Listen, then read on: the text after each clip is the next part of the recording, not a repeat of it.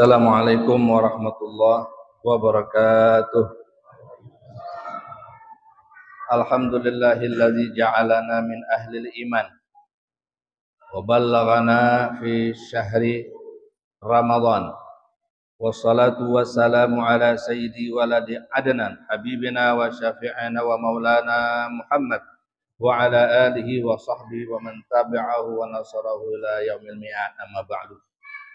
Rabbi shrah li sadri wa yassir li amri wahlul 'uqdatam min lisani yafqahu qawli saddid lisani wahdi qalbi bihaqqi sayyidina Muhammad sallallahu alaihi wasallam. A'udzu billahi minasyaitonir rajim. Ya ayyuhalladzina amanu kutiba 'alaikumus shiyam kama kutiba 'alal ladzina min qablikum la'allakum tattaqun. Pertama, alhamdulillah, bersyukur kita kehadirat Allah Subhanahu wa taala pada malam hari ini kita bisa berhasil melawan nafsu kita. Karena gerimisnya mengundang enak rebahan di rumah. Tapi ini bapak-bapak, ibu-ibu, Masya Allah, sebelum azan udah sampai di masjid. Mudah-mudahan ini termasuk di antara tanda-tanda hamba yang dipilih oleh Allah menjadi pemakmur masjid. Karena dikatakan innama ya'muru masajidallah man amana billah wal yaumil akhir. Orang beriman itu tandanya selalu memakmurkan masjid. Orang yang percaya akan hari akhirat itu adalah suka memakmurkan masjid. Sebelum azan udah nyampe. Alhamdulillah. Baik. Malam hari ini kita puasa yang besok ketiga ya. Saya dapat judul pembahasan kuliah 5 menit. Adalah hakikat dan tujuan puasa. Satu saat baginda Rasulullah Shallallahu Alaihi Wasallam diberikan tawaran oleh Allah Subhanahu Wa Taala. Kunuzul ard, diberikan tawaran kekayaan dunia. Gunung jadi emas. Tanah-tanah ini kalau mau mengeluarkan emas, perak, mutiara, semuanya jadi. Intinya Rasulullah diberikan kekayaan dunia. Tapi Nabi Shallallahu Alaihi Wasallam tidak mau mengambilnya. Apa yang Nabi pilih? Kata beliau, aju'u yauman wa asba'u yauman. Aku lebih memilih sehari aku lapar, sehari aku kenyang. Iza ju'tu sabartu wa tadarraktu. Ketika aku lapar, aku bisa bersabar dan aku bisa bertadarruk kepada Allah Subhanahu wa taala. Jadi bisa lebih rendah hati, lebih renyuh. Kan beda ya kalau kita lagi ibadah nih, perut lapar sama perut kenyang. Sama sedih itu yang paling gampang mana, Pak? Lapar, khusyuknya lebih mantap. Wa asba'u yauman, dan aku sehari kenyang. Apabila aku kenyang, aku bisa syakar tuh bersyukur kepada Allah Subhanahu wa taala. Jadi Nabi ketika disuruh memilih uang triliunan lebih memilih lapar. Kalau kita, Masya Allah, untung Nabi ditawarkan kunuzul ardi, diberikan berangkas kekayaan dunia, milih lapar sama kenyang. Sehari lapar, sehari kenyang.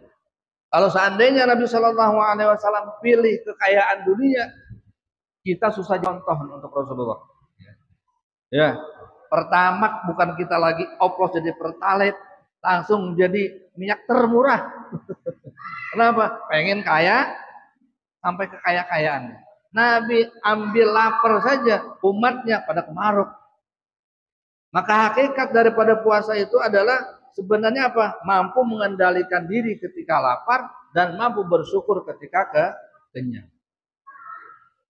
Dalam kitab Ihya Ulumuddin, Al-Imam Ghazali menjelaskan anna maqsudas shaum, bahwasanya maksud dari puasa tersebut apa? Tasfiyatul qalbi wa tafrighul hammi lillahi azza wa jalla. Dan ini inti darinya inti. Inti dari puasa itu apa? Tasfiyatul qalbi, mengosongkan hati, wa tafrighul hammi, dan memfokuskan kepentingan hati untuk Allah Subhanahu wa taala. Jadi tujuan lapar itu siang dan malam itu adalah agar kita banyak memfokuskan diri kepada Allah Subhanahu wa taala. Yang lillah itu, yang karena Allah itu dibanyakin di bulan suci Ramadan. Karena itu tujuan puasa. Enggak ada lain. Tasfiyatul qalbi wa tafrighul hammi lillahi azza wa jalla. Mengosongkan hati dan mengosongkan tujuan daripada selain tujuan kepada Allah Subhanahu wa taala. Maka tidak heran kalau orang yang tahu dan mengerti tujuan puasa pasti qiraatul Qur'annya banyak. Tadarus Al-Qur'annya lama. Zikir durasinya juga lama. Kenapa? Karena dia tahu tujuan puasa untuk memperbanyak yang lillah, yang karena Allah. Tapi kalau selama bulan suci Ramadan, siangnya belum lagi itu puasa, subuh-subuh udah kita mikirin takjil. Lah ini enggak fokus kepada Allah Subhanahu wa taala.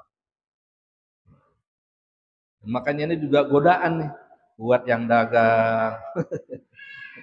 Tapi tentunya masing-masing punya kadarnya. Makanya kan ada puasa seperti puasa awam, ada puasa khusus, ada puasa khusus. Kita mau di level mana puasa kita tergantung kita sekalian. Kalau puasanya hanya di level awam, kita cuma dapat lapar haus dahaga saja. Dari tahun jebot sampai gini hari puasanya cuman biar kagak biar cuman sekedar sah saja. Apa namanya? Biar nggak makan, nggak minum, nggak hubungan suami istri. Segitu doangan. Tapi dari pagi sampai sore nonton, main game, main gaple. Ada main gaple, Pak? Ramadan. Muati loh. Ramadan ngabisin waktu buat main gaple. Buat main remi, kerambol, kartu, dan sebagainya. Habis waktunya buat selain Allah Subhanahu wa taala. Dan itu bukan tujuan puasa. Berarti orang yang begini nih puasanya namanya puasa orang awam. Sah puasanya tapi dia menyia-nyiakan waktu istimewa. Kita pengennya yang kedua minimal. Puasa kuping dari maksiat, dari melalaikan ibadah, puasa mata dari maksiat dan semua anggota tubuh kita ajak semuanya ibadah kepada Allah Subhanahu wa taala. Maka mudah-mudahan ini dari sejak awal ini sudah nih malam ke-3, saya yakin ini jamaah udah pada bolak-balik Al-Qur'annya. Ada yang sudah 3 juz, ada yang sudah 5 juz ya. Ngapain lagi kita? Karena waktu Ramadan setan-setan pada diikat. Yang kagak diikat cuman yang bocah-bocah no. Bocah setan. SD, anak TK, SMP, SMK tuh yang suka tawuran tuh itu masih kegoda SMK-nya itu setan itu. Nah, kita di Ramadan ini kalau kagak ngeh sama ibadah, berarti kita tidak paham tujuan daripada puasa. Tapi saya yakin dengan datangnya kita ini sholat taraweh, sholat witir, ini merupakan tanda-tanda orang yang mengerti fokus dan tujuan ibadah puasa. Hadirin jamaah rahimakumullah.